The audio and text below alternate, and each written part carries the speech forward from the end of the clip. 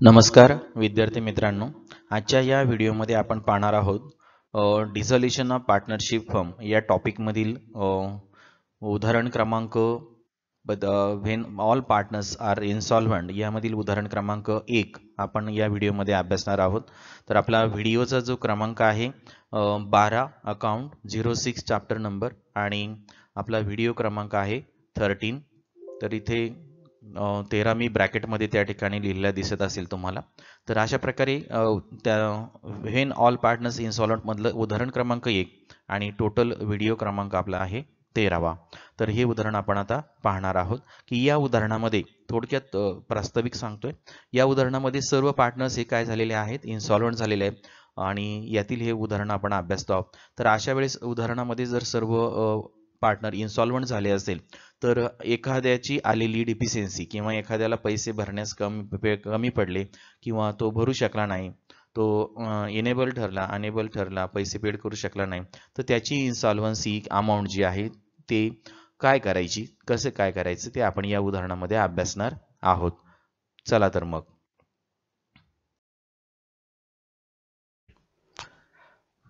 नमस्कार विद्यार्थी मित्रांनो, आज आपण पाहत आहोत 12वी डिसॉल्युशन व्हेन ऑल पार्टनर्स आर इन्सॉल्व्हंट।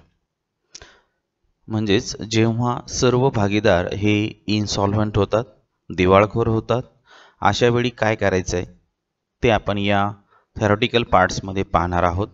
आणि सर्व जर पार्टनर इन्सॉल्व्हंट होत असतील तर त्यांची आलेली डिफिशियन्सी कोण वाटून घेतं, कशी वाटून घेतं, तर ते आपण या थेरॉटिकल पार्टमध्ये आणि यानंतरच्या उदाहरणामध्ये आपण लगेच पाहूया।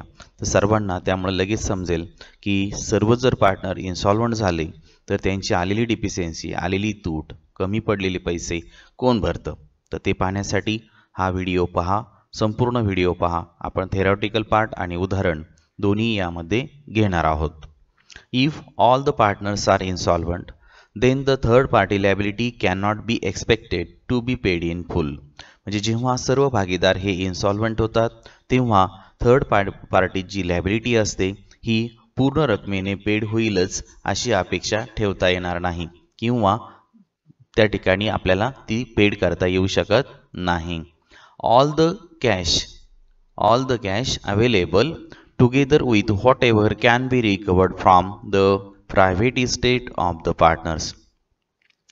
सर्व उपलब्ध रक्कम म्हणजेच थोडक्यात सर्व भागीदारांकडून त्यांच्या खासगी मालमत्तेतून जेवढी रक्कम रिकवर होईल तेवढी सर्व एकत्र केली जाते आणि सर्व एकत्र झालेली रक्कम जी अवेलेबल होते त्याचे वाटप त्या ठिकाणी थर्ड पार्टी लायबिलिटीजला एक्सपेन्सेस ऑफ रिलायझेशन, जेव्हा आपण पूर्ण पेड करू त्यानंतर शिल्लक राहिलेली रक्कम ही त्यांना काय केली जाते, त्यांच्या रेशोप्रमाणे वाटून दिली जाते। पुढचं वाक्य तेच आहे, विल बी म्हणजे private estate of the partners will be paid to the third party liability after the expenses of realisation are made.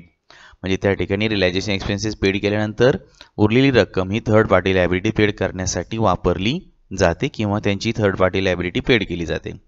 The realisation account should be prepared as usual. म्हणजे रिलायझेशन अकाउंट आपलं नेहमीप्रमाणे आपण तयार करायचंच आहे, परंतु third party liability should not be transfer to realisation account. म्हणजे आपण ज्याप्रमाणे थर्ड पार्टी लायबिलिटी नेहमीप्रमाणे जेव्हा ट्रान्सफर करत असतो त्या प्रकारे आता करायची नाही, कारण का आता सर्व पार्टनर्स हे इन्सॉल्व्हंट झालेले आहेत। पुढे म्हटले or nor will payment to third party liabilities be debited to this account. आणि त्यांना थर्ड पार्टी लायबिलिटीला हे अकाउंट म्हणजेच थोडक्यात रिलायझेशन अकाउंट डेबिट करून थर्ड पार्टी लायबिलिटी सुद्धा पेड करायची नाही। आले सर्वांच्या लक्षात? The loss on realisation should be transfer proportionately to the capital account of the partners in the profit sharing ratio। म्हणजे जो रिलायझेशन अकाउंट क्लोज केल्यानंतर जो आपल्याला लॉस मिळेल तो लॉस त्यांच्या प्रॉफिट शेअरिंग रेशोमध्ये पार्टनर्स कॅपिटल अकाउंटच्या अकाउंटला काय करायचं आहे, ट्रान्सफर करायचं आहे। The available cash should then be paid to the third party liabilities in their liability ratio. आणि त्यानंतर जी रक्कम अवेलेबल राहील, शिल्लक राहील ती रक्कम थर्ड पार्टी लायबिलिटीज त्या रकमेतून पेड करायची आहे. थर्ड पार्टी लायबिलिटी ही एकच असेल तर आपण संपूर्ण रक्कम त्यांना देऊ शकतो, परंतु जर थर्ड लायबिलिटी 1, 2, 3 अशा म्हणजे एकपेक्षा जास्त असतील तर त्यांच्यामध्ये काय करायचं आहे, लायबिलिटीचा रेशो काढायचा आहे. हे बघा त्यांनी म्हटलंय इन देअर लायबिलिटी रेशो. मग त्या 2 अमाऊंट असतील 3 अमाऊंट असतील त्यांचा रेशो काढायचा आहे आणि रेशो काढून मग आपल्या अवेलेबल कॅशचं वाटप त्या ठिकाणी काय करायचं आहे. अशा प्रकारे त्यांना आपण शक्य त्या जेवढं शक्य आहे तेवढी कॅश शिल्लक आहे तेवढ्या रकमेपर्यंत त्यांच्या रेशोमध्ये आपण काय करायचं आहे, लायबिलिटी पेड करायची आहे. The amount remaining unpaid should be transfer to deficiency account. आणि नंतर थर्ड पार्टी लायबिलिटी पेड करून सुद्धा ती रक्कम पूर्ण आपण लायबिलिटी पेड करू शकणारच नाही, कारण आता इथे लॉसच झालेला आहे भरपूर. परंतु मग लायबिलिटी पेड केल्यानंतर जेवढी लायबिलिटी पेड करायची बाकी राहिली असेल, म्हणजे त्यांना आपण संपूर्ण रक्कम देऊ शकलो नाही, मग किती रक्कम देऊ शकलो नाही, अशी जी रिमेनिंग अमाऊंट आहे त्याला आपण अनपेड अमाऊंट म्हणणार. आणि ही रिमेनिंग अनपेड अमाऊंट काय करायची आहे, डिफिशियन्सी अकाउंटला ट्रान्सफर करायची आहे. हा पॉईंट या टॉपिकमधला नवीन पॉईंट आहे. हा सर्वांनी लक्षात घ्या की जी रक्कम आपण पेड करू शकणार नाही अशी सर्व रक्कम remaining unpaid amount should be transfer to deficiency account. तर अशी सर्व रक्कम ही डिफिशियन्सी अकाउंटला काय करायची आहे, ट्रान्सफर करायची आहे. The final balances of the partners capital account should also be transfer to deficiency account. आता बघा पुढचं वाक्यही परत सांगितलेलं आहे. जेव्हा आपण पार्टनर्स कॅपिटल अकाउंट क्लोज करू आणि त्यामध्ये जे फायनल बॅलन्सेस बाहेर पडतील ते सुद्धा काय करायचे आहे, डिफिशियन्सी अकाउंटलाच ट्रान्सफर करायचे आहे. राहील सर्वांच्या लक्षात. मी आता हायलाईट केले सेंटेन्स, तुमच्या लक्षात आलं असेल त्यामुळे की पार्टनर्स अकाउंट आपण क्लोज करतो, त्याची जी बॅलन्सिंग फिगर येईल, सर्व डेबिट बॅलन्सेस येतात आणि हे सर्व बॅलन्सेस आपण काय करायचे आहे, डिफिशियन्सी अकाउंटला ट्रान्सफर करायचे आहे.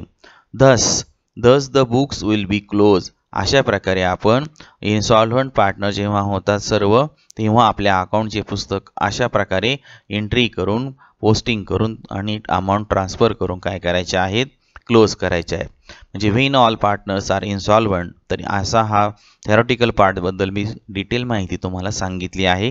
त्यामुळे आता तुमच्या लक्षात आलं असेल की नेमकं आपल्याला काय करायचं आहे. परंतु याबद्दलची अजून माहिती आपण पुढे पाहूया आणि त्याच्यावर आधारित उदाहरणसुद्धा आपल्याला घ्यायचं आहे. त्यामधलं 13 नंबरचा हा व्हिडिओ आहे आपला 12 अकाउंट 06 चॅप्टर नंबर, आणि 13 नंबरचा व्हिडिओ आहे एक्झाम्पल नंबर 1. आणि टोटल व्हिडिओ नंबर जो आहे 13 मी इथं ब्रॅकेटमध्ये घेतला आहे, म्हणून इथे ब्रॅकेटमध्ये 13 जे दिसत आहे ते टोटल व्हिडिओ नंबरचे 13 आहे. तर आता पहा, समजा आपण आता लायबिलिटीज अकाउंट पेड केलेली आहे आणि त्या ठिकाणी आपण काही रक्कम रोख देऊ शकलेला आहे, पैसे संपल्यामुळे उरलेली रक्कम आपण डिफिशियन्सी अकाउंटला ट्रान्सफर केली आहे. तर अशा वेळेस काय एंट्री करायची आहे ते पहा. For closing the liabilities account, first entry आहे liabilities account debit to cash or bank account credit unpaid amount paid. म्हणजे जेवढी रक्कम द्यायची राहिली, अनपेड करायची राहिली, ती रक्कम आपण या ठिकाणी कॅश ऑर बँक अकाउंटच्या समोर लिहिणार. लायबिलिटीज अकाउंट डेबिटच्या समोर संपूर्ण लायबिलिटीची रक्कम लिहिणार. त्याच्यानंतर जेवढी आपण पेड करणार अनपेड अमाऊंटपैकी तेवढी पेड केलेली रक्कम अनपेड अमाऊंट पेड या कॅश ऑर बँक अकाउंटच्या समोर लिहिणार, क्रेडिट करणार. आणि जेवढी रक्कम द्यावयाची लायबिलिटीची बाकी असेल ही टू डिफिशियन्सी अकाउंट क्रेडिट, त्याच्यासमोर या क्रेडिट डिफिशियन्सी अकाउंट समोर ती रक्कम लिहिणार. तर ती रक्कम असेल आपली अनपेड अमाऊंट. आणि अशा प्रकारे ही लायबिलिटीज अकाउंट क्लोज केल्याची एंट्री याप्रमाणे आपण करायची आहे. अर्थात यापूर्वी आपण ही एंट्री केलेली आहे लायबिलिटीज पेड करण्याची, कोणती, liabilities account debit to cash or bank account. परंतु आता जी शिल्लक राहील रक्कम त्याच्याबद्दलचं नवीन अकाउंट या ठिकाणी या उदाहरणात आलेलं आहे की टू डिफिशियन्सी अकाउंट तयार होते. ते डिफिशियन्सी अकाउंट सुद्धा काय करायचे आहे, क्रेडिट करायचे. नरेशन आपण लिहायचं आहे being liabilities paid and remaining amount transfer to deficiency account. आले सर्वांच्या लक्षात. त्यानंतर आता पहा, for closing partners capital account. इथे पण आपल्याला परत सांगितले पार्टनर्स आपण क्लोज करतो आपण तेव्हा काय एंट्री करायची, तर त्यावेळेस एंट्री करायची, कारण पार्टनर्स कॅपिटल अकाउंटचे सर्व बॅलन्सेस डेबिट येतात आणि त्यामुळे बॅलन्सिंग फिगर ही काय होते, क्रेडिटला येते. आणि म्हणून एंट्री काय होते पहा, deficiency account debit to partners capital account credit. अशा प्रकारची एंट्री या ठिकाणी होते. डिफिशियन्सीच्या समोर प्रत्येक पार्टनर्स कॅपिटल आपण क्लोज करतो वैयक्तिक, आणि प्रत्येक पार्टनरचे त्या ठिकाणी आपण जी अमाऊंट येईल बॅलन्सिंग फिगर ती आपण डिफिशियन्सी अकाउंटला ट्रान्सफर करायची आहे. आणि एंट्री करायची आहे डेफिशियन्सी अकाउंट डेबिट टू संबंधित पार्टनर जो असेल त्या ठिकाणी तो related partners capital account credit अशा प्रकारची एंट्री त्या ठिकाणी होईल. Being balance of the partners capital account transfer to deficiency account. अशा प्रकारे आपण हे जेव्हा आपण पार्टनर्स कॅपिटल अकाउंट क्लोज करू त्यावेळेस हे करायचं आहे. म्हणजे 1 नंबरला पहिले आपण लायबिलिटीज अकाउंट क्लोज करणे, 2 नंबर पाहिलं पार्टनर्स कॅपिटल अकाउंट क्लोज करणे. आता 3 नंबर किंवा त्यामधला खालचा पॉईंट पहा. Number 1 recovery from insolvent partner. म्हणजे जेव्हा जो पार्टनर इन्सॉल्व्हंट होतो त्याच्याकडून काही रक्कम आपण रिकवर करू शकतो, त्याच्याकडून काही रक्कम आपल्याला मिळते, तर त्यावेळेस काय एंट्री करायची ते आपण पाहू. If any amount is recovered from him by the firm the entry will be as follow. जर काही रक्कम ही त्याच्याकडून आपल्याला रिकवर झाली असेल तर खालीलप्रमाणे एंट्री करायची आहे. आपल्याला सर्वांनाच माहिती आहे पैसे आपण एंट्री केलेली आहे. पैसे पार्टनर्स कोण आले की एंट्री करतो की नाही आपण, सेम तीच एंट्री इथे होते, फक्त इथे मात्र इन्सॉल्व्हंट शब्द ॲड होतो. म्हणजे कॅश और बँक अकाउंट डेबिट टू आपण काय म्हणतो पार्टनर्स कॅपिटल अकाउंट क्रेडिट, बरोबर की नाही. तर इथे आपण म्हणणार insolvent partners capital account credit. Okay, तर अशा प्रकारे त्या ठिकाणी एंट्री या ठिकाणी करायची. Being amount received from insolvent partners. येते सर्वांच्या लक्षात. तर अशा प्रकारे अमाऊंट रिकवर जर झाली असेल तर इन्सॉल्व्हंट पार्टनरकडून त्याप्रमाणे एंट्री करायची आहे. त्यानंतर आहे सेकंड स्टेपमध्ये 2 नंबर पॉईंट काय दिला ते पहा. Distribution of capital deficiency of insolvent partner. म्हणजे जेव्हा आपण इन्सॉल्व्हंट पार्टनरची डिफिशियन्सी येते त्याचं डिस्ट्रीब्युशन कसं करायचं आहे, ते डिस्ट्रीब्युशन करत असताना कोणकोणते मुद्दे लक्षात घ्यायचे ते आपण आता पाहणार आहोत. तर त्याकडे लक्ष द्या. पहिला पॉईंट सांगितला point to be remember before making distribution of capital deficiency of insolvent partner. म्हणजे इन्सॉल्व्हंट पार्टनरची डेफिशियन्सी डिस्ट्रीब्यूट करत असताना खालील मुद्दे काय घ्या लक्षात घ्या असं त्यांचं म्हणणं आहे. मग पहिला पॉईंट किंवा पहिला मुद्दा आहे A point, transfer sundry asset to realisation account. नेहमीप्रमाणे आपण जसं सन्ट्री ॲसेट ट्रान्सफर करतो रिलायझेशनला अगदी त्याचप्रमाणे करायची आहे. आता त्यानंतर पहा B point, don't transfer outside liabilities to realisation account, open third party liability account. म्हणजे इथे काय करायला सांगितलं त्यांनी बी पॉईंटमध्ये, आपण जसे लायबिलिटी पण ट्रान्सफर करतो ॲसेटप्रमाणे तर या ठिकाणी आता त्या लायबिलिटीज रिलायझेशन अकाउंटला ट्रान्सफर करायच्या नाही.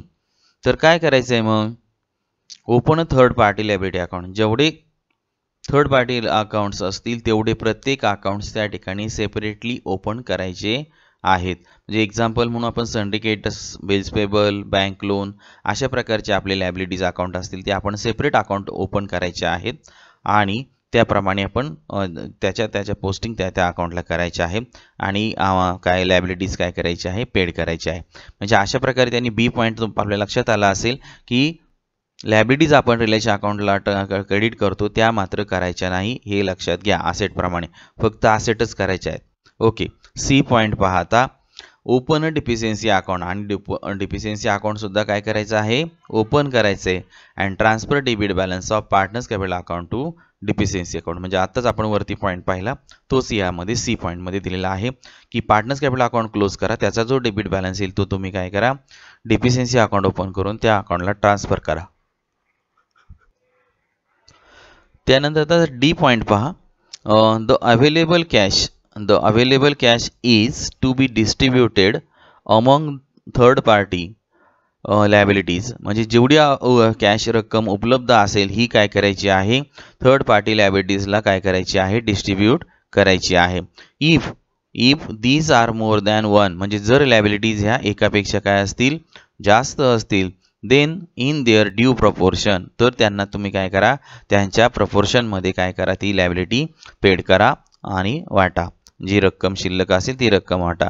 एक्झाम्पल आपण पाहता इथे दिसते example creditors ₹30,000 and bills payable ₹20,000. म्हणजे अशा प्रकारच्या 2 लायबिलिटीज आहे आता, तर या पेड करायच्यात पण आपल्याकडे रक्कम एवढी 30,000 अधिक 20,000 म्हणजे 50,000 रुपये रक्कम नाही आहे शिल्लक, त्यापेक्षा कमी आहे. तर मग आपण काय करणार तर त्यांचा प्रपोर्शन काढायचं आहे, रेशो काढायचा आहे. In this case the available cash will be distributed in the ratio 3:2. तर अशा प्रकारे आपण त्यांचं काय केला 30,000 20,000चा रेशो काढला, तो आला 3:2. या 3:2 मध्ये जेवढी रक्कम आपल्याकडे शिल्लक असेल तेवढी आपण काय करायची आहे त्या दोघांना लायबिलिटी पेड करताना वापरायची आहे. Thus, the third party liabilities are discharged only up to the possible limit. मग अशा प्रकारे आपण थर्ड पार्टी जी लॅबिलिटी असते ती अशा प्रकारे आपण आपल्याला शक्य असलेल्या मर्यादेपर्यंत आपण काय करतो, डिस्चार्ज करत असतो, पेड करत असतो अँड नॉट फुल्ली, आणि आपण ती पूर्ण रक्कम पेड करू शकत नाही. तर अशा प्रकारे ही ट्रीटमेंट आपण डिफिशियन्सी ही डिस्ट्रीब्यूट करत असताना हे किंवा यावर आधारित उदाहरण सोडवत असताना ह्या A, B, C आणि D या स्टेपप्रमाणे काय करायचे आहे, हे उदाहरण सोडवायचं आहे. तर आता आपण उदाहरण पाहूया.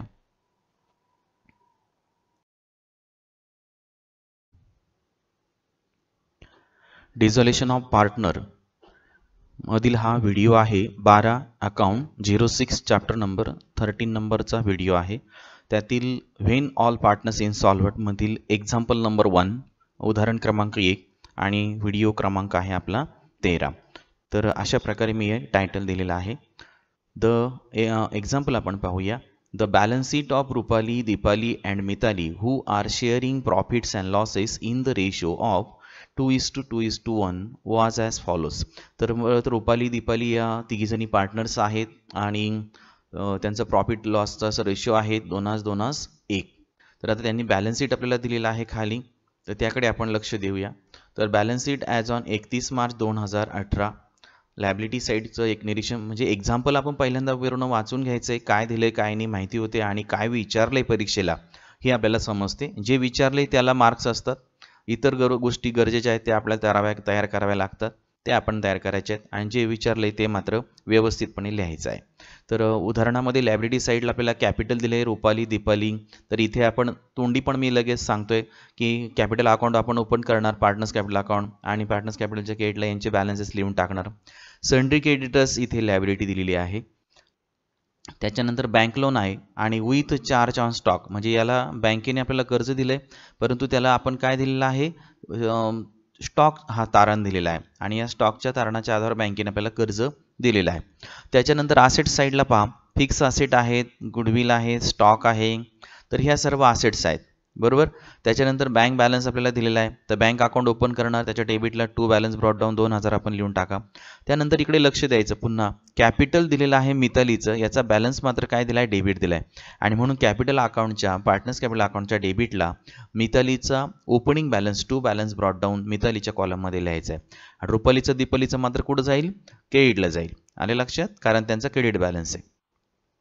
त्यानंतर खाली काय दिले पहा, one the above daily the firm was dissolve, म्हणजे एक दिवशी ही फर्म त्या ठिकाणी काय केली आहे, डिझॉल्व केली आहे किंवा करण्याचं ठरवलेलं आहे.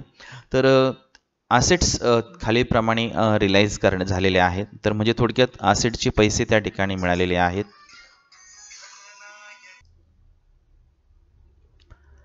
तर fixed assets were sold for ₹1,80,000, म्हणजे फिक्स असेट होत्या 2,18,000च्या, ते 1,80,000ला विकलेल्या आहेत.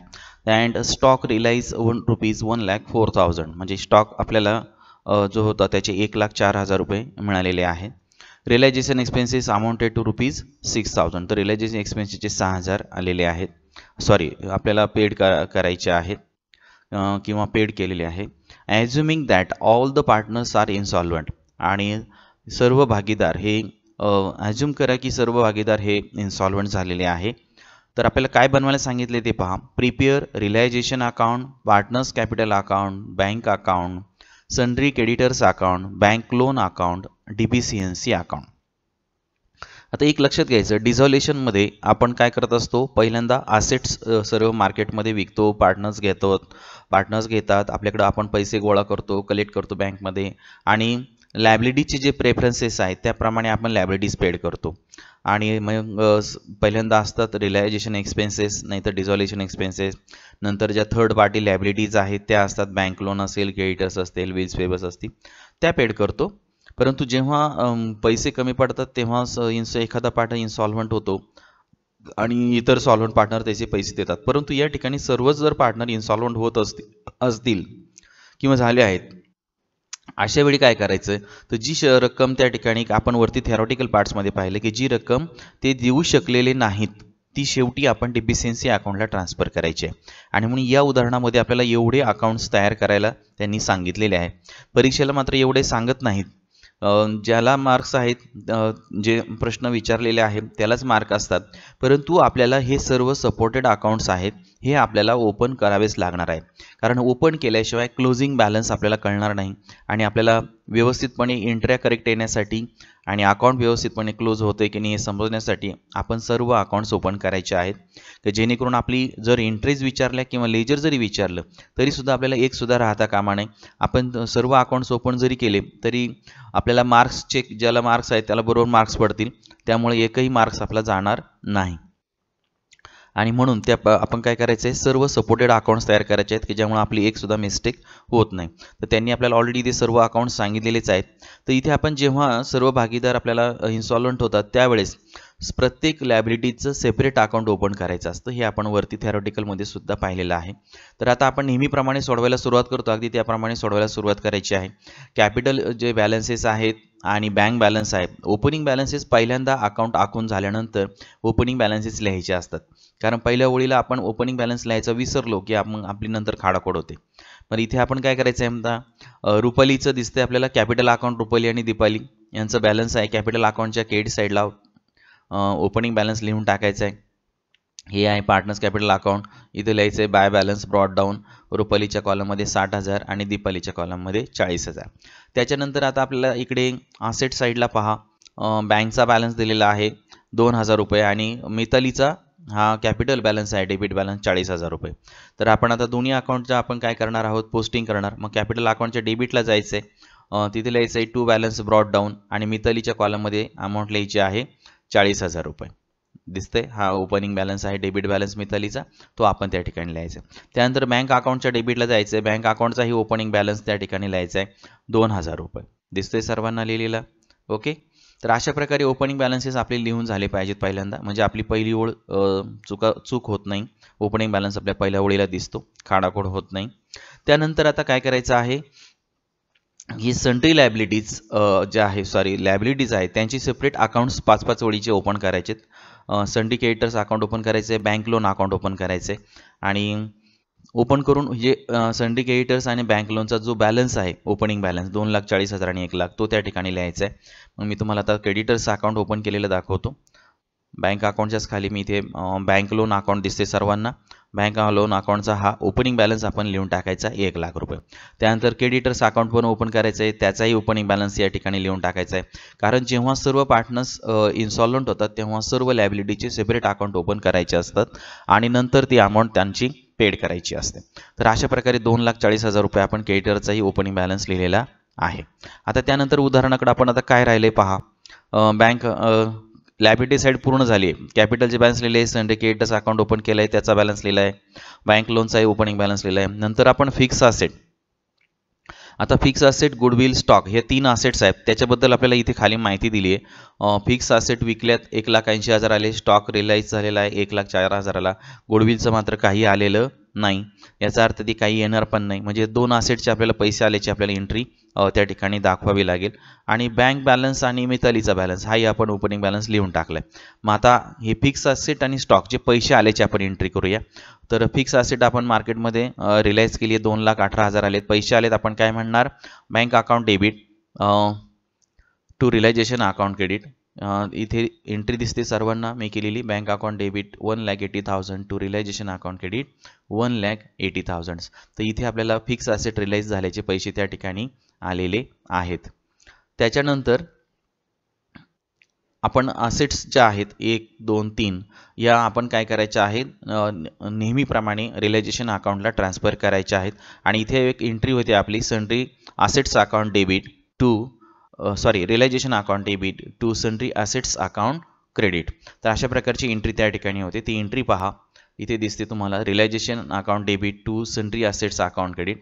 मग आपल्या 3 ज्या असेट्स आहेत त्याच्या इथे इफेक्ट द्यायचा आहे रिलायझेशन अकाउंटच्या डेबिटला to sundry assets account, fixed asset, goodwill आणि स्टॉक. त्याच्या अमाऊंट्स ज्या आहेत त्या इनरला घ्यायच्या आहेत, नंतर त्या तिन्ही अमाऊंटची बेरीज करायची आहे, आउटरला घ्यायची आहे. अशा प्रकारे आपण या ठिकाणी पोस्टिंग करणार आहोत.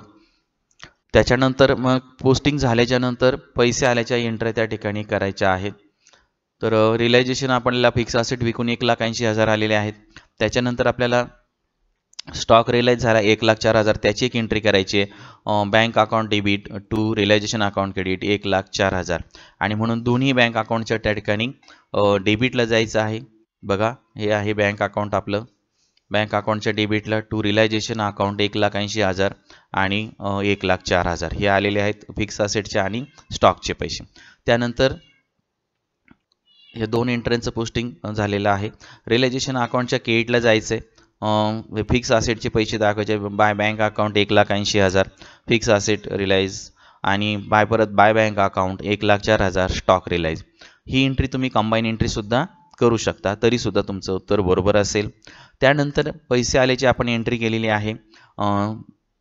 आता आपल्याला पुढं सांगितले रिलायझेशन एक्सपेन्सेस. बघा पुढचं वाक्य, रिलायझेशन एक्सपेन्सेस अमाऊंटेड टू ₹6,000. तर 6,000 रुपये हा रिलायझेशन एक्सपेन्सेस आहेत. तर त्याचा आपण याला इफेक्ट द्यायचा. तर आपण आता हे पैसे आपण पेड करणार, म्हणजे बँक अकाउंट काय करणार, क्रेडिट करणार आणि डेबिट कोणाला द्यायचं आहे, रिलायझेशन अकाउंटला. तर त्याची एंट्री पहा, 4 नंबरची एंट्री दिसते सर्वांना. Realisation account debit 6,000 to bank account credit 6,000. म्हणून रिलायझेशन अकाउंटच्या डेबिटला जायचं आहे, तिथं लिहायचं आहे to bank account realisation expenses in bracket आणि अमाऊंट लिहायची आहे 6,000. ओके. त्याचप्रमाणे बँक अकाउंटच्या परत क्रेडिट साईडला जायचं आहे दुसरा इफेक्ट देण्यासाठी. हे आहे बँक अकाउंट, तिथे लिहायचं आहे बाय रिलायझेशन अकाउंट, आपली अमाऊंट आहे खर्चाची 6,000 रुपये. आले बरोबर बँक अकाउंटच्या क्रेडिटला दुसरा इफेक्ट. तर अशा प्रकारे आपण रिलायझेशन एक्सपेन्सेस पेड केलेले आहेत. आता उदाहरणापर्यंत आपण बघा इथपर्यंत आलेलो आहोत. एक्सपेन्सेस पेड झालेले आहेत 6,000 रुपये. त्यानंतर पुढचं वाक्य वाचा, ॲज्युमिंग दॅट ऑल पार्टनर्स आर इन्सॉल्वंट, की ॲज्युम करा की सर्व भागीदार हे काय झालेले आहेत, इन्सॉल्व्हंट झालेले आहेत. मग आता इन्सॉल्व्हंट झाले असेल तर आपण आपल्याला काय करावं लागेल, प्रत्येकाची जी अमाऊंट आहे पेड करायची ती आपल्याला पेड करावी लागेल आणि जेवढा बॅलन्स असेल बँक बॅलन्स तेवढा आपण लायबिलिटीज पेड करणार प्रेफरन्सनुसार क्रमाक्रमाने. आणि त्यानंतर मग आपण काय करणार आहोत, पार्टनर्स कॅपिटल अकाउंट क्लोज करून तेही ट्रान्सफर करणार आहोत. आता आपल्याला सर्व पार्टनर्स इन्सॉल्व्हंट झाल्यामुळे आपल्याला त्याप्रमाणे इफेक्ट द्यावे लागतील. तर प्रथम आता अकाउंट जे आपण ओपन केलेले आहेत ते आपण आता पाहूया आणि कोणत्या क्रमाने क्लोज करायचे ते पण तुम्हाला मी दाखवतो. तर आपल्याला ओपन करायला सांगितलेले आहे त्याप्रमाणे सुद्धा आपण ओपन करू शकतो किंवा आपल्याला पाहिजे त्या क्रमाने सुद्धा ओपन करू शकतो. बघा पहिल्यांदा दिसतंय रिलायझेशन अकाउंट केलेलं आहे एक 10 ते 15 ओळीचं. त्याच्यानंतर आपण ओपन करायचं आहे पार्टनर्स कॅपिटल अकाउंट एक 5 ते 7 ओळींचं. त्याच्यानंतर बँक अकाउंट ओपन करू शकतो आपण 5-6 ओळींचं. नंतर आहे third party liability bank loan account 5 ओळी, क्रेडिटर्स अकाउंट 5 ओळी आणि सर्वात शेवटी ओपन करायचं आहे आपल्याला डिफिशियन्सी अकाउंट एक 5 ते 6 ओळीचं. तर इथे आपल्याला अकाउंट ओपन केल्यानंतर अकाउंटिंग प्रोसेसमध्ये कोणत्या क्रमाने अकाउंट क्लोज करायचे म्हणजे आपलं उदाहरण करेक्ट येईल. तर त्याचे मी क्रम सर्वसाधारणपणे लिहिलेले आहेत ते सांगतो. पहिल्यांदा आपण नेहमीप्रमाणे इथे डिझॉल्युशन करत असताना रिलायझेशन अकाउंट त्या ठिकाणी क्लोज करायचं आहे. रिलायझेशन अकाउंट क्लोज केल्याच्या नंतर त्यातून आलेला प्रॉफिट लॉस त्या ठिकाणी आपण पार्टनर्स कॅपिटल अकाउंटला ट्रान्सफर करणार आणि रिलायझेशन अकाउंट आपलं क्लोज होणार. त्याच्यानंतर थर्ड पार्टी लायबिलिटी क्लोज करायची. थर्ड पार्टीमध्ये प्रेफरन्स म्हणून पाहायचं आहे. आता इथे थर्ड पार्टी लायबिलिटी म्हणून आपल्या ह्या एक्झाम्पलमध्ये बँक लोन आणि क्रेडिटर्स आहे, परंतु बँक लोनला आपला स्टॉक काय दिलेला आहे, तारण दिलेला आहे.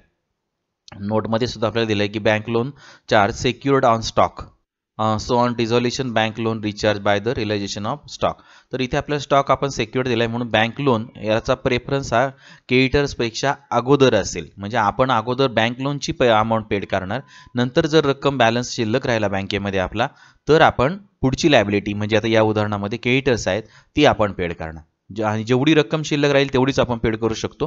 क्रमाक्रमाने जोपर्यंत रक्कम शिल्लक आहे तोपर्यंत आपण लायबिलिटी पेड करत राहणार. उरलेली समजा रक्कम उरली तर पार्टनर्सला आपण परत देऊन सुद्धा टाकणार आहे. परंतु या उदाहरणात सर्वच पार्टनर्स इन्सॉल्व्हंट झालेत त्यामुळं काही रक्कम शिल्लक राहणार नाहीये. तर क्रमांक मी सांगितला तुम्हाला की third party liability realisation close झालं की थर्ड पार्टी क्लोज करा. त्यातला प्रेफरन्स असेल बँक अगोदर घ्या, त्यानंतर क्रेडिटर्स घ्या, त्याच्यानंतर मग पार्टनर्स कॅपिटल अकाउंट क्लोज करा. पार्टनर्स कॅपिटल अकाउंट क्लोज करताना मग आपलं करंट अकाउंट असतं कधी तर करंट अकाउंट आधी क्लोज करा. नंतर मग कॅपिटलचे बॅलन्सेस क्लोज करा. म्हणजे करंटचे बॅलन्सेस आपण कॅपिटलला ट्रान्सफर करतो, मग कॅपिटल अकाउंट क्लोज करतो. कॅपिटलचे बॅलन्सेस नंतर मग शेवटी काय करतो आपण, इथे आता सर्व पार्टनर्स इन्सॉल्व्हंट झालेले असल्यामुळे कॅपिटलचे बॅलन्सेस आपण बँक अकाउंटला ट्रान्सफर करत असतो, परंतु सर्व पार्टनर्स इन्सॉल्व्हंट झाल्यामुळे हे अकाउंट डिफिशियन्सी अकाउंटला काय करायचे आहेत, ट्रान्सफर करायचे. आणि म्हणून 4 नंबरला पार्टनर्स कॅपिटल अकाउंट क्लोज होईल आणि त्यानंतर 5 नंबरला कॅश ऑर बँक अकाउंट त्या ठिकाणी क्लोज होईल. आणि कॅश अकाउंट जे बँक अकाउंट असेल ते पूर्ण क्लोज झालेलं असेल, कारण जेवढा बॅलन्स आहे तेवढा आपण पेड करणार, त्यामुळे बँक अकाउंट क्लोज होते ऑटोमॅटिकली, किंवा आपण करतोच कॅल्क्युलेशन करून. आणि क्रेडिटर्सचा बॅलन्स किंवा जे third party liability, partners capital account यांचं जे अमाऊंट पेड केली नंतर जेवढी बॅलन्स राहील किंवा जेवढी अमाऊंट पेड करायची राहील त्याला आपण अनपेड अमाऊंट म्हणतो. ही अनपेड अमाऊंट तिन्ही अकाउंटची डिफिशियन्सी अकाउंटला काय करायची आहे, ट्रान्सफर करायची आहे. अशा प्रकारे डिफिशियन्सी अकाउंट त्यामुळे शेवटी घ्यायचे आणि या क्रमाने आपल्याला अकाउंट काय करायचे आहेत, क्लोज करायचे आहे. मग आता आपण जाणार आहोत पहिल्यांदा रिअलायझेशन अकाउंटकडे. आता आपलं एक लक्षात घ्यायचं, उदाहरणातील जी माहिती दिलेली आहे ओपनिंग बॅलन्सेस लिहिणे, ॲसेट रिअलायझेशन अकाउंटला ट्रान्सफर करणे, त्यानंतर जेवढे पैसे आलेले आहेत ते पैसे आपल्या अकाउंटला ट्रान्सफर करून घेणे, त्याच्यानंतर मग रिअलायझेशन एक्सपेन्सेस पेड करणे. तर याप्रमाणे जायचे. प्रेफरन्स द्यायचा बँक लोन लायबिलिटी आहे स्टॉकला तारण ती पेड करायची पहिल्यांदा. तर आता इथे आपण 1 लाख रुपये आहे बरोबर, तर 1 लाख आपण पहिल्यांदा पेड करणार, नंतर सन्ड्री क्रेडिटर्स पेड करणार. मग आता इथे पेड करत असताना आपल्याला पहिल्यांदा रिअलायझेशन अकाउंट आपण क्लोज करू शकतो. तर इथे क्लोज केल्यानंतर आता पहा, रिअलायझेशन एक्सपेन्सेस आपण पेड केलेले आहेत 6,000 रुपये. आता रिअलायझेशन अकाउंट क्लोज करताना डेबिटची बेरीज करायची, क्रेडिटची बेरीज करायची आहे. त्याच्यासाठीची नोट पहा, टू क्लोज 5 नंबर नोट दिली आहे, to close the realisation account, आणि आपल्याला पार्टनरचा रेशो आहे 2:1. मग आता डेबिट साईड टोटल आलेली आहे आपली पार्टनर्स कॅपिटलची रिअलायझेशन अकाउंटची 4,04,000. क्रेडिट साईडची टोटल येते 2,84,000. फरक आलेला आहे 1,20,000. यालाच आपण काय म्हणणार आहोत, लॉस म्हणणार आहोत, लॉस ऑन रिअलायझेशन. ओके, तर हा लॉस ऑन रिअलायझेशन आहे तो आपण काय करणार आहोत, ट्रान्सफर करणार आहोत. प्रत्येकाला आधी आपण डिस्ट्रीब्यूट करून देऊ, नंतर आपण पार्टनर्स कॅपिटल अकाउंटला काय करणार, ट्रान्सफर करणार. मग आता प्रत्येकाचा शेअर्सवरती दिलेला आहे त्याप्रमाणे आता कॅल्क्युलेशन करायचं आहे. Rupali share in loss is equal to 1,20,000 into 2/5 is equal to 48,000, म्हणजे 1,20,000 गुणिले रुपालीचा हिस्सा 2. टोटल आपली छेदस्थानी येते पूर्ण रेशोची बेरीज म्हणून 2/5. उत्तर आलं आपलं 48,000 रुपये. तर 48,000 रुपये लॉस रुपालीच्या वाट्याला येतोय. दीपालीचा लॉस पण अगदी तेवढाच हिस्सा आहे 2, म्हणून तो सुद्धा 48,000 येतो. आणि मितालीचा मात्र 1 हिस्सा आहे, त्यामुळे 1,20,000 गुणिले 1/5 बरोबर 24,000 रुपये हिस्सा येतो. तर अशा प्रकारे आपण आलेल्या लॉसचं काय करतो, वाटप केलेलं आहे 2:1 या प्रमाणामध्ये. आता या ठिकाणी एंट्री होणार आहे बरोबर, हा लॉस आल्याची एंट्री त्या ठिकाणी होणार आहे. म्हणून 6 नंबर पहा, loss on realisation transfer to their capital account. Entry पहा, Rupali capital account debit to 48,000, Deepali capital account debit 48,000, Mitali capital account debit 24,000 to realisation account credit 12,000. तर 12,000 नाही 1,20,000. तर अशा प्रकारे एंट्री होते, याचं आपण पोस्टिंग करायचे. रुपाली आता पार्टनर्स कॅपिटल अकाउंटच्या डेबिटला जायचं आहे. एंट्रीप्रमाणे पोस्टिंग केलं तर डेबिटचं अगोदर करूया. तर पार्टनर्स कॅपिटल अकाउंट इथे न लिहायचं आहे टू रिअलायझेशन अकाउंट, कंसात लिहायचं आहे लॉस ऑन रिअलायझेशन, आणि सर्व पार्टनरच्या प्रत्येक कॉलममध्ये ज्याचा त्याचा हिस्सा जो आहे तो त्या ठिकाणी लिहायचा आहे. म्हणजे 48,000 त्याच्यानंतर आहे 24,000. अशा प्रकारे आपण लिहून टाकलेलं आहे पार्टनर्स कॅपिटल अकाउंटच्या डेबिटला. आता जायचं आहे दुसऱ्या पीक देण्यासाठी रिअलायझेशन अकाउंटच्या क्रेडिट साईडला. तर इथे आहे आपली रिअलायझेशन अकाउंटची क्रेडिट साईड. इथे लिहायचं आहे प्रत्येकीचा हिस्सा, प्रत्येकीचं नाव त्या ठिकाणी येईल, by Rupali, by Deepali, by Mitali, loss on realisation transfer to partners capital account. मग प्रत्येकीची अमाऊंट इनरला त्या ठिकाणी लिहायची 48,000, 48,000 आणि 24,000. तिघांची बेरीज करायची आहे, आउटरला घ्यायची आहे 1,20,000. आणि आपलं जे अकाउंट आहे त्या ठिकाणी काय होणार आहे, 4,04,000ला काय होणार आहे, क्लोज होणार आहे. तर अशा प्रकारे आपण पार्टनर रिअलायझेशन अकाउंट क्लोज केलंय. आलेला लॉस आपण पार्टनर्स कॅपिटल अकाउंटला ट्रान्सफर केलाय. त्यानंतर आता क्लोज करायचं आहे थर्ड पार्टी लायबिलिटी. थर्ड पार्टीमध्ये आपल्याला एक लक्षात घ्यायचं, उदाहरणाकडे पहा, इथे सन्ड्री क्रेडिटर्स एक लायबिलिटी आहे थर्ड पार्टी आणि बँक लोन. परंतु बँक लोन याचा प्रेफरन्स हा क्रेडिटरच्या अगोदर राहील आणि म्हणून विथ, कारण त्याला आपण स्टॉक सुद्धा चार दिलेला आहे, तारण दिलेला आहे, विथ चार्ज ऑन स्टॉक म्हटले त्यांनी, म्हणजे स्टॉकवर आधारित बँकेने आपल्याला कर्ज दिलेलं आहे. म्हणून पहिल्यांदा आपण बँकेचं लोन पेड करणार 1 लाख रुपये. मग शिल्लक राहिलेल्या रकमेतून आपण काय करणार, 2,40,000 क्रेडिटर्स आहे त्यातली जेवढे शिल्लक राहील तेवढे पेड करणार, संपूर्ण रक्कम शिल्लक राहील तर संपूर्ण पेड करणार. म्हणून अगोदर बँक लोन पेड करायचं आहे आणि म्हणून आपण आता जाऊया बँक लोनकडे. बघा इथे बँक अकाउंट तुम्हाला दिसत आहे सर्वांना. तर इथे आपण पहिल्यांदा ओपनिंग बॅलन्स घेतलेला आहे 2,000 रुपये. त्यानंतर आपल्याला असेट विकून पैसे आले ते 1,80,000, 1,04,000. टोटल रक्कम आपल्याकडे जमा झालेली आहे 2,86,000. दिसते सर्वांना. त्याच्यानंतर आपण रिलायझेशन एक्सपेन्सेस पेड केले 6,000 रुपये. आता आपल्याला प्रेफरन्स द्यायचा आहे बँक लोनला, बरोबर. तर आपण पहिल्यांदा बँक लोन त्या ठिकाणी पेड करणार. बँक लोन पेड करत असताना बँक लोन एंट्री काय होणार, bank loan account debit to bank account credit. बघा एंट्री दिसते सर्वांना, bank loan account debit 1 lakh to bank loan bank account credit 1 lakh. आपण इथे 1 लाख रुपये बँकेचे पेड केलेत, एंट्री झाली आहे. त्याप्रमाणे आपण आता पोस्टिंग सुद्धा करायचं आहे. बँक लोन अकाउंटच्या डेबिटला जायचं, तिथे लिहायचं टू बँक अकाउंट. हे आहे बँक लोन अकाउंट, दिसते सर्वांना. त्याच्यानंतर त्याच्या डेबिटला जायचं, रक्कम लिहायची to bank account stock realise 1 lakh rupees. दिसते सर्वांना. आता जायचं आहे बँक अकाउंटच्या क्रेडिट साईडला, तिथे लिहायचं आहे bye bank loan account 1 lakh रुपये. झालं. बँक लोन आपण पेड केल्याची एंट्री केली आहे. आता बँकेत पैसे किती शिल्लक राहिलेत, आपल्याला क्रेडिटर्स पण पेड करायचे आणि म्हणून मी इथे पहा नोटकडे जाऊया, सर्वांनी लक्ष द्या, हायलाईट करतोय. रिमेनिंग बँक बॅलन्स किती आहे, तर रिमेनिंग बँक बॅलन्स काढायचा असेल तर बँक अकाउंट डेबिटची total minus bank account credit total. मग आता आपण एक्सपेन्सेस 6,000, त्यानंतर बँक लोन 1 लाख पेड केल्यानंतर बँकेत पैसे किती शिल्लक राहतात तर ते आपण आता पाहत आहोत. म्हणजे डेबिटची बेरीज आलेली आहे आता पहा इकडची 2,86,000, तीच मी इथं खाली घेतलेली आहे डेबिटची बेरीज.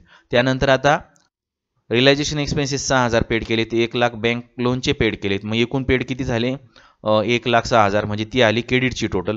शिल्लक रक्कम राहते 1,80,000 रुपये. म्हणजे आपल्याला जर क्रेडिटरचा ओपनिंग बॅलन्स पाहायला गेलो आपण तर इथे बँक जो बॅलन्स आहे क्रेडिटरचा ओपनिंग बॅलन्स आहे 2,40,000. तर 2,40,000 रुपये आपण आता पेड करू शकतो का, तर तुमच्या आता लक्षात आलं असेल की बँकेकडे फक्त आता बँक बॅलन्स आपल्याकडे किती राहिला आहे 1,80,000. एवढेच पैसे आपण पेड करू शकतो. आले लक्षात सर्वांच्या. आणि म्हणून लगेच आपण 1,80,000 क्रेडिटर्स पेड केल्याची एंट्री करायची आहे. जसं बँक लोन पेड केलं सेम त्याचप्रमाणे काय करायचं आहे क्रेडिटर्स पेड करायचं. सेम एंट्री होणार. त्याप्रमाणे creditors account debit 1,80,000 to bank account credit 1,80,000. अशा प्रकारची एंट्री आपण क्रेडिटर्स पेडची होणार. 1,80,000 रक्कम कशी आली आहे सर्वांना समजलं. मी व्यवस्थितपणे तुम्हाला वरती करून दाखवलं आहे, नोट सर्वांना दिसत सुद्धा आहे. तर हे 1,80,000 आपण त्या ठिकाणी शिल्लक राहिली रक्कम तेवढीच आपण क्रेडिटर्स पेड करू शकतो आणि म्हणून या प्रकारची एंट्री झाली आहे. आणि म्हणून आता एंट्रीप्रमाणे पोस्टिंग करा. क्रेडिटर्स अकाउंटच्या डेबिटला जायचे, तर हे आहे आपलं क्रेडिटर्स अकाउंट, त्याच्या डेबिटला जायचे, त्या ठिकाणी तिथे लिहायचं आहे टू बँक अकाउंट 1,80,000. ओके. त्यानंतर परत बँक अकाउंटच्या क्रेडिटला जायचं आहे, इथे लिहायचं आहे बाय क्रेडिटर्स अकाउंट 1,80,000. म्हणून मी आता 1,80,000 उरलेत ते पैसे आपण क्रेडिटर्स पेड करण्यासाठी वापरले. संपूर्ण क्रेडिटर्स आपण पेड करू शकलेलो नाही. आणि इथे कंसामध्ये हे शिल्लक राहिलेली रक्कम आहे बँक अकाउंटची, म्हणून मी इथे मुद्दाम बॅलन्सिंग फिगर हा शब्द लिहिलेला आहे. सर्वात शेवटी ही बॅलन्स केली रक्कम आपण इथे दिसते ना सर्वांना, हे बघा इथे नोट काढली खाली मी, ही बॅलन्स केली रक्कम 1,80,000 शिल्लक राहतात आणि ते आपण क्रेडिटर्स पेड करण्यासाठी वापरले आहेत. तर अशा प्रकारे आपण क्रेडिटर्स पेड केलेले आहेत. त्याच्यानंतर आपल्याला आता बँक लोन पेड केले, क्रेडिटर्स पेड केलेत. आता बँक अकाउंट आपण या ठिकाणी थर्ड पार्टी लोन क्लोज करायचं आहे. हे आहे बँक लोन. आता बँकेचा बॅलन्स होता, देणं होतं 1 लाख रुपये, त्या ठिकाणी 1 लाख रुपये आपण देऊन टाकलेत. बँक अकाउंट पूर्ण लोन अकाउंट नील झालेला आहे आणि अकाउंट क्लोज पण झाले.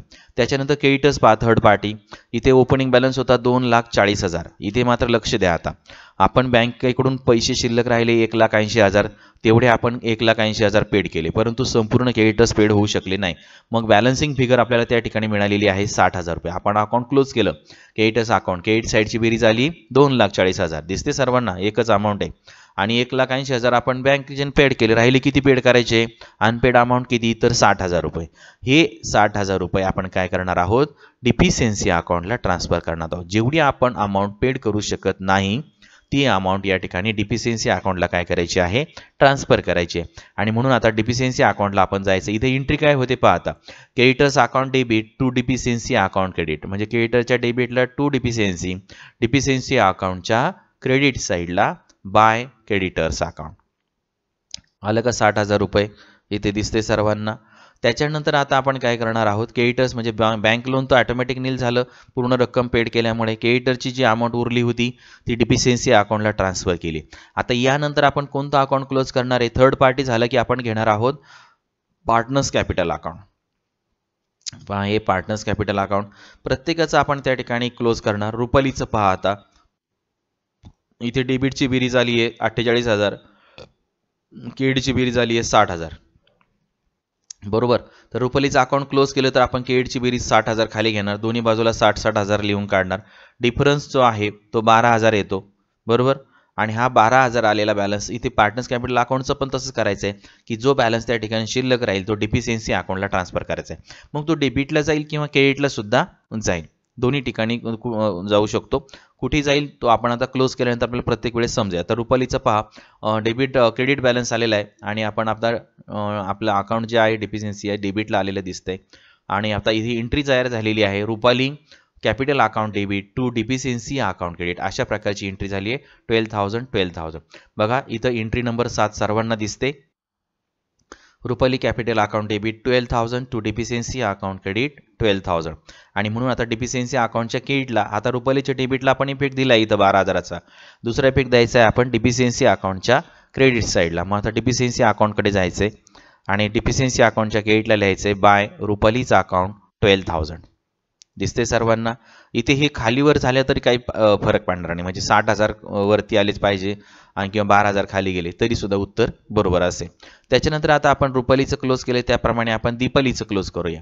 आता दीपालीची डेबिटची बेरीज येते 48,000 आणि डेबिटची बेरीज 48,000 तर क्रेडिटची बेरीज आली आहे 40,000. मग दोन्ही मधला जो डिफरन्स येतो तो येतो 8,000 रुपये. आपण 48,000ला दीपालीचं अकाउंट क्लोज करणार. म्हणजे डेबिटची बेरीज जास्त आहे, क्रेडिटची बेरीज कमी आहे, त्यामुळे क्रेडिटला आली आहे बॅलन्सिंग फिगर 8,000 रुपये आणि त्याला नाव द्यायचं आहे बाय डिफिशियन्सी अकाउंट. म्हणजे बॅलन्सिंग फिगर कोणत्याही साईडला येऊ शकते, तर त्याप्रमाणे आपण डिफिशियन्सी अकाउंट ट्रान्सफर करायचं आहे. म्हणून आता परत इथे पहा काय एंट्री झाली आहे, deficiency account debit to Deepali capital account credit. आणि म्हणून पहा इथे खालच्या वळीला 8 नंबरची एंट्री पहा, deficiency account debit 8,000 to Deepali capital account credit 8,000. तर आता ही एंट्री झाली, या एंट्रीप्रमाणे आता पोस्टिंग करा. कॅपिटल अकाउंटच्या क्रेडिटला आपण आता इथे बाय डिफिशियन्सी अकाउंट लिहिलेलंच आहे 8,000 रुपये. आता आपण जायचं डिफिशियन्सी अकाउंटच्या डेबिटला टू दीपाली कॅपिटल अकाउंट लिहिण्यासाठी. हे बघा आपण आलो आहोत डिफिशियन्सी अकाउंटला, त्याच्यानंतर डेबिटला जायचं आहे, तिथे लिहायचं आहे टू दीपाली कॅपिटल अकाउंट 8,000 आलं इथे. त्याचप्रमाणे आता आपण क्लोज करूया. मितालीचा अकाउंट क्लोज करायचा आहे. मितालीची डेबिटची बेरीज आलेली आहे पहा 40,000 रुपये ओपनिंग बॅलन्स आणि रिलायझेशनचा लॉस 24,000 असं मिळून बेरीज आली आहे 64,000. तर मितालीची क्रेडिटची बेरीज 0 आहे, त्यामुळं क्लोज करत असताना आपण अमाऊंट घेतली 64,000 आणि बॅलन्सिंग फिगर आलेली आहे 64,000. ती पूर्ण रक्कम आपण कुठं ट्रान्सफर करणार आहोत, डिफिशियन्सी अकाउंटला. आणि म्हणून एंट्री काय होते पहा 9 नंबरची entry, deficiency account debit 64,000 to Mitali capital account credit 64,000. आता बघा मिताली कॅपिटल अकाउंटच्या क्रेडिटला आपण ऑलरेडी 64,000 लिहिलेत आणि बाय डिफिशियन्सी अकाउंट लिहिलेलंच आहे. आता डिफिशियन्सी अकाउंटच्या परत डेबिटला जायचं, तिथं लिहायचं टू मिताली कॅपिटल अकाउंट. हे बघा डिफिशियन्सी अकाउंट आणि त्याची debit side to Mitali capital account 64,000 दिसते सर्वांना. तर अशा प्रकारे तिन्ही पार्टनरची आलेली डिफिशियन्सी आपण डिफिशियन्सी अकाउंटला काय केली आहे, ट्रान्सफर केली. आता आपला अकाउंट क्लोज करण्याचा क्रम पहा, रिलायझेशन क्लोज केलं, बँक लोन क्लोज केलं, क्रेडिटर्स क्लोज केलं, पार्टनर्स कॅपिटल क्लोज केलं. आता आपल्याला क्लोज करायचं आहे कॅश और बँक अकाउंट आणि नंतर डिफिशियन्सी अकाउंट आपल्याला क्लोज करायचं आहे 5 आणि 6 नंबरला. मग आता आपण जाणार आहोत बँक अकाउंट. आता बघा रिलायझेशन क्लोज झालंय, पार्टनर्स कॅपिटल क्लोज झालंय, बँक अकाउंट आपल्याला आता त्या ठिकाणी क्लोज करायचं आहे. तर बँक अकाउंटचे क्लोज करत असताना आपण जो बॅलन्सिंग फिगर राहिली होती 1,80,000 ती आपण पूर्णपणे क्रेडिटर्सला देऊन टाकली, त्यामुळे ऑटोमॅटिकली बँक अकाउंट या ठिकाणी आपल्याला 2,86,000ला क्लोज झालेलं दिसेल. म्हणजे डेबिटची बेरीज बरोबर KDची बेरीज बरोबर नक्की तेवढीच येणार आहे 2,86,000. तर बँक अकाउंट हे आपल्याला आता इथं क्लोज झालेलं दिसतंय. 2,86,000 आपण लिहून टाकायचे. त्याच्यानंतर आता आपल्याला शेवटी आपल्याला या ठिकाणी क्लोज करायचं आहे. सर्वात शेवटी डिफिशियन्सी अकाउंट. तर डिफिशियन्सी अकाउंट आता क्लोज करत असताना सुद्धा तुम्हाला दिसून येईल की दोन्हीकडच्या बाजूस त्या ठिकाणी आपल्याला समान झालेल्या दिसतात. बरोबर बॅलन्सिंग फिगर त्या ठिकाणी समान आलेली दिसते. बघा दीपाली मिताली कॅपिटल अकाउंट डेबिटला इथे आलेला आहे 8,000, 64,000, टोटल आली 72,000. त्याचप्रमाणे केडची सुद्धा टोटल त्याचप्रमाणे 12,000 अधिक 60,000 बरोबर आली आहे 72,000. अशा प्रकारे डिफिशियन्सी अकाउंट सुद्धा ऑटोमॅटिकली काय होते, क्लोज होते. म्हणजे इथे कॅश आणि बँक अकाउंट आपण ॲक्युरेट क्लोज करतो, त्यामुळे कॅश बँक क्लोज होते ऑटोमॅटिकली आणि डिफिशियन्सी अकाउंट सुद्धा ऑटोमॅटिकली क्लोज होते. तर इथे डिझॉल्युशनमध्ये विदाऊट असेल, विदाऊट त्या ठिकाणी अकाउंट असेल तर आपल्याला बँक अकाउंट इन्सॉल्वंट पार्टनर नसेल तर आपण बँक अकाउंट क्लोज झालं की डिझॉल्युशन कंप्लीट म्हणतो. आणि जर आता इथे ऑल पार्टनर्स जर इन्सॉल्वंट असेल तर इथे आपल्याला डिफिशियन्सी अकाउंट आपल्याला ऑटोमॅटिकली क्लोज झालेले दिसते. तर अशा प्रकारे डिफिशियन्सी अकाउंट आपण क्लोज करून हे उदाहरण आपलं जे आहे ते त्याचं सोल्युशन पूर्ण तयार झालेलं आहे. काहीही आपण आता बाकी ठेवलेलं नाही. एक पुन्हा वाटल्यास तुम्ही पूर्ण नजर मारू शकता कशा प्रकारे मी सोल्युशनची मांडणी केली आहे. पहिल्यांदा आपण रिअलायझेशन अकाउंट तयार करायचं आहे. रिअलायझेशन अकाउंटमध्ये एक 10 ते 15 ओळींचं तुम्ही वहीमध्ये करता, त्यामुळे 15 ओळी पकडायच्या. त्याच्यानंतर आपल्याला आवश्यक त्या एंट्रीज आपण नोट्स म्हणून काढायच्या आहेत. सवय ठेवायची आहे. डिझॉल्युशनमध्ये परीक्षेला लेजर किंवा जर्नल एंट्रीज दोन्ही विचारले जाते. लेजर विचारलं तर जर्नल एंट्रीची आपल्याला गरज नाही, परंतु केल्या तर आपल्या मिस्टेक होत नाही. त्याचबरोबर दुसरा फायदा असा आहे की जनरल एंट्रीज जर विचारले असतील तर आपल्याला लेजर काढावेच लागते, कारण लॉसचा बॅलन्स असेल, बँक अकाउंटचा बॅलन्स असेल, कॅपिटलचा बॅलन्स असेल, या सगळ्या काढण्यासाठी लेजरची आपल्याला गरज पडते. म्हणून लेजर आपल्याला आवश्यक अकाउंट ओपन करावेच लागतात, तरच आपल्याला चांगल्या किंवा आपल्या सर्व एंट्री 100% करेक्ट येतात. तर अशा प्रकारे आता रिअलायझेशन अकाउंट, त्याच्यानंतर खाली आहे त्याच्यावरच्या आधारित एंट्रीज. सर्वांनी पहा, थोडक्यात काही सेकंद तुम्हाला मी दाखवतोय एंट्रीज. त्याच्यानंतर आपण रिअलायझेशन अकाउंट क्लोज केलेलं आहे, दिसतंय सर्वांना? ठीक आहे. त्याच्यानंतर आपण क्लोज करत आहोत पार्टनर्स कॅपिटल अकाउंट. मी आता क्रम चेंज केलेला दिसतोय तुम्हाला, तुम्ही पण करू शकता. फक्त क्लोज करण्याचा क्रम जो आहे तो मात्र बदलू नका. व्यवस्थितपणे सांगितल्याप्रमाणे क्रम ठेवा, म्हणजे चुकणार नाही. तर हे आहे partners capital account.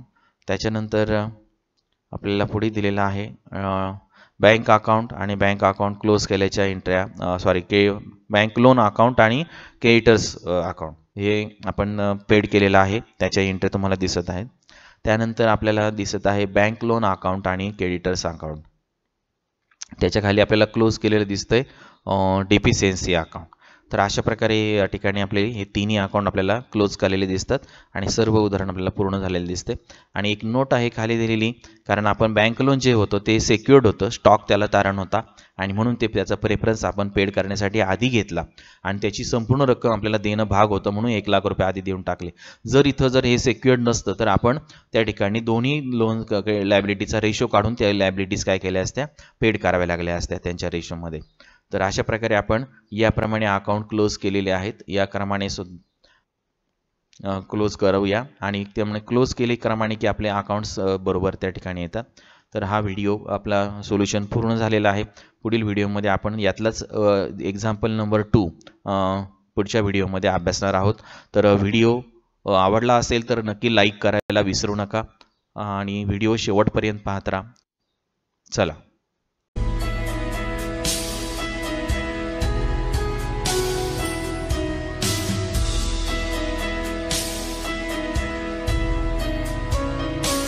Thanks for watching my video.